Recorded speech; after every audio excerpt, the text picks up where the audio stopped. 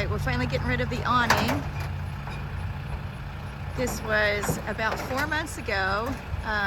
It's about 150 feet from where it was supposed to be on our house. We still have a tarp over the house as well.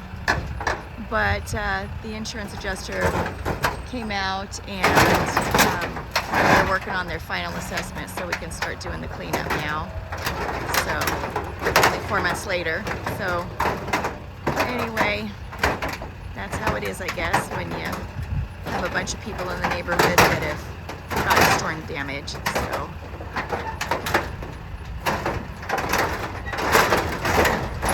Tim folded it up several times and so that it'll fit on the trailer.